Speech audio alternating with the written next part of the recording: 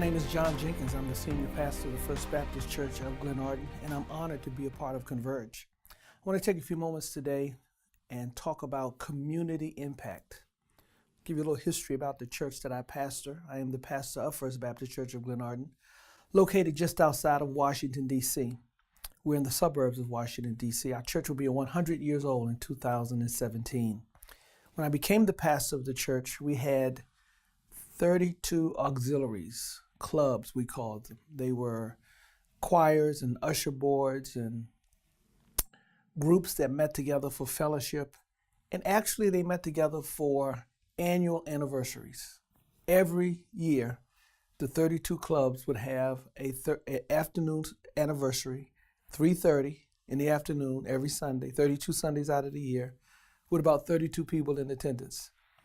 And it made for a very internal, focused church that had very little impact on the outside or on the community. But when I first became the pastor, we had a dramatic learning that impacted our church in an incredible way. And I want to share that with you, what that looked like and what happened. We had a seminar of training for our members where we trained and taught them that the work of ministry is the responsibility of the entire congregation and not just of ministers or people who were on staff.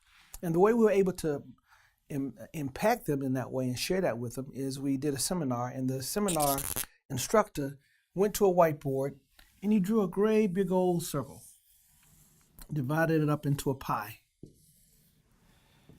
He asked us about the problems of our community, and we named those problems: unemployment, violence,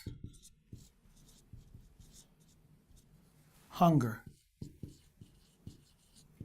And we could go on down the list, the educational problems.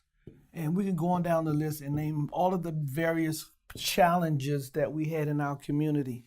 And we had a number of challenges in our community. And we can go on and make this pie into as many slices as you can name. Then he did this. Then he drew another pie. And he asked us this question: name the auxiliaries in the church. And we named them. We talked about the ushers. We had 3 usher boards, choirs. We had, I think, about 10 choirs. We had auxiliaries that, the Flower Club, the South Carolina Club, the Education Club, that really focused on their own internal needs. The choir sang on Sunday, had rehearsals, that was it. The ushers ushered on Sunday. Our auxiliaries did various things. The Education Club raised the money for giving scholarships to their kids.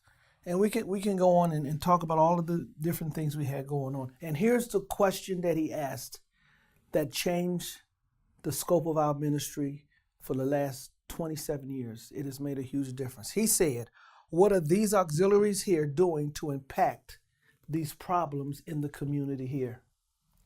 When he asked that question, you could hear a pin drop on our carpeted floor that night.